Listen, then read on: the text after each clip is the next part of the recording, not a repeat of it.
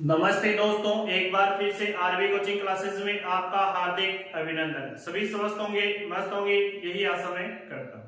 देखिए, आज चैप्टर जो 9.2 है कक्षा 8 का, उसी को आगे बढ़ा रहे हैं, जिसका क्वेश्चन नंबर 5।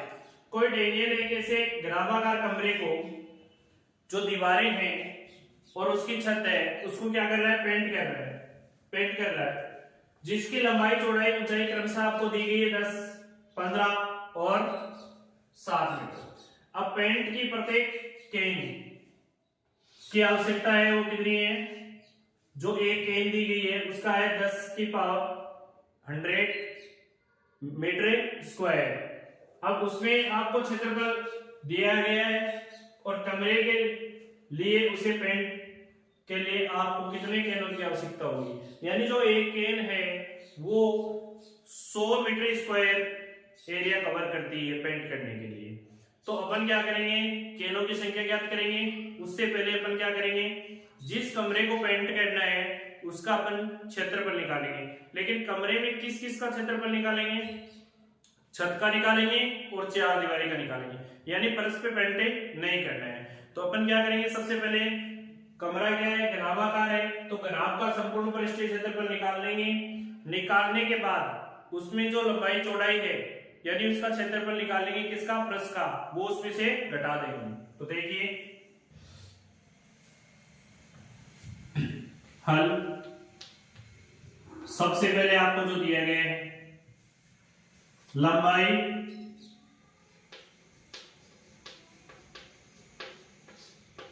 कितनी है? 15 मीटर। चौड़ाई 10 मीटर और ऊंचाई कितनी दी गई है आपको? ऊंचाई आपको दी गई है 7 मीटर। कहने का मतलब ये आपके पास लंबाई चौड़ाई ऊंचाई। आप क्या करोगे? घनाभागार कमरे का क्षेत्रफल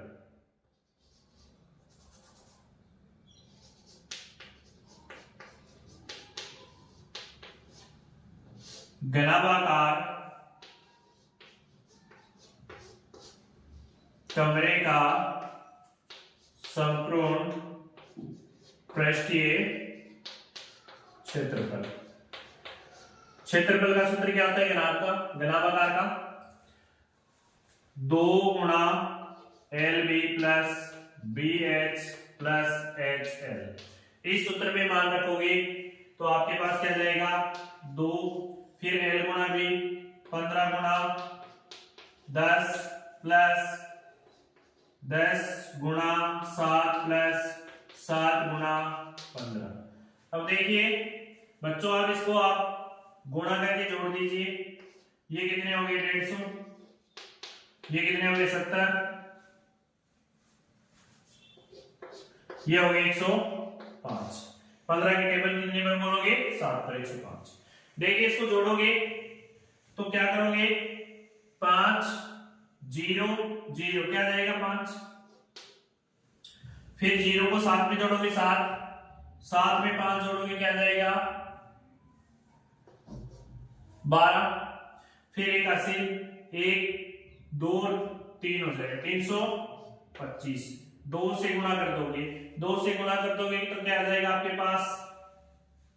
देखो ये वैल्यू जाएगी आपके पास 650।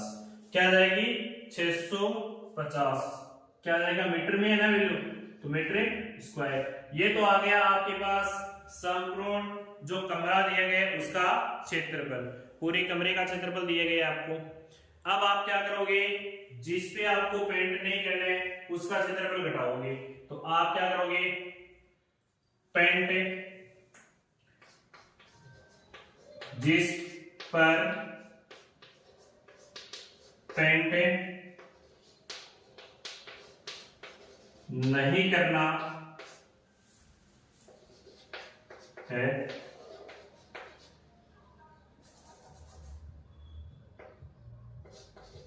किस पे नहीं करना? फर्श पे।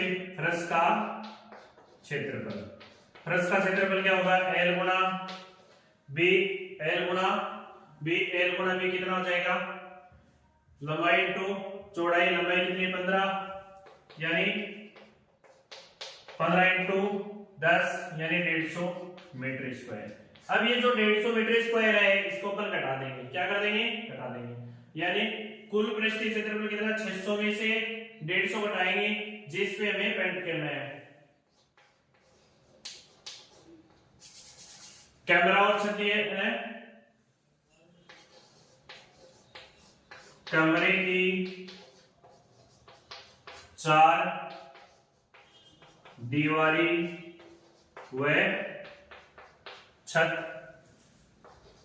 पर पेंट करने का क्षेत्रफल।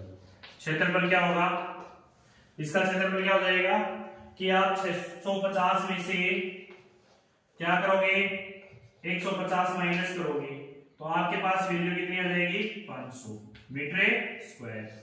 ये वैल्यू आ जाएगी 500 मीटर स्क्वायर, क्या आ जाएगी आपके पास वैल्यू।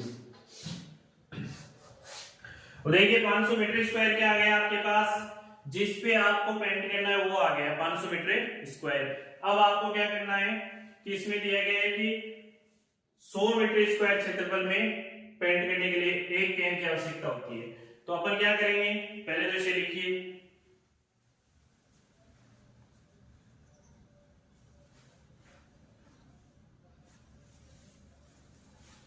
लिख लिया क्या।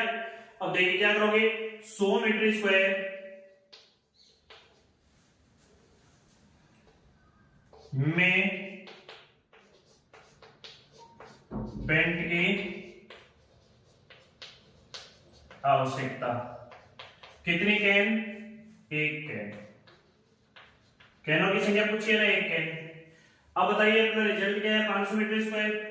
तो 500 मीटर स्क्वायर एक ही नियम से पेंट की आवश्यकता होगी, कितनी कैन होगी अपन बता देंगे, 500 बटे 100 कटेंगे तो क्या आ जाएगा आपके पास 5 कैन। कैनों की संख्या कितनी आ जाएगी, 5। तो ये लिख लीजिए क्वेश्चन का फाइनली आंसर है 5 कैनों की जरूरत पड़ेगी। कितने कैन की आवश्यकता होगी, 5 की। लिखिए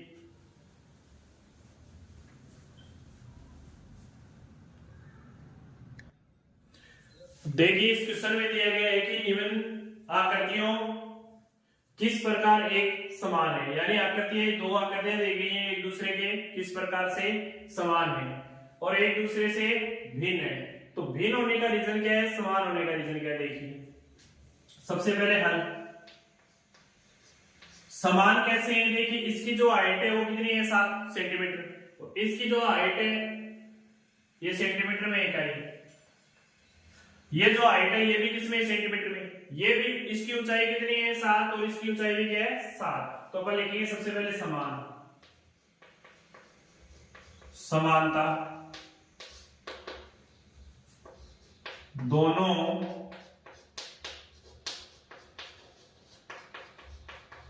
आकृतियों की ऊंचाई समान है। ये तो समानता होगी। और असमानता,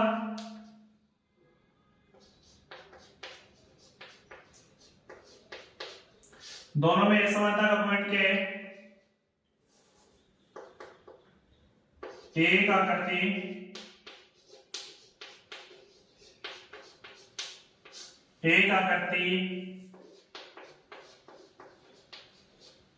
बेलन है, दूसरी घन है,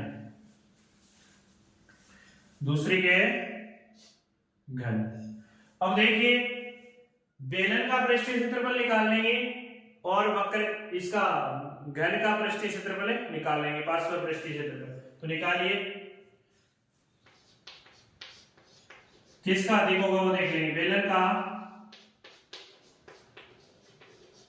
पार्श्व पृष्ठीय क्षेत्रफल क्या होता है, 2 पाई आर एच, 2 गुणा 22/7। पाई किसने क्या लेंगे, 22/7। आर का मान क्या दिया हुआ है यहाँ पर देखिए आर यहाँ से निकालनी है।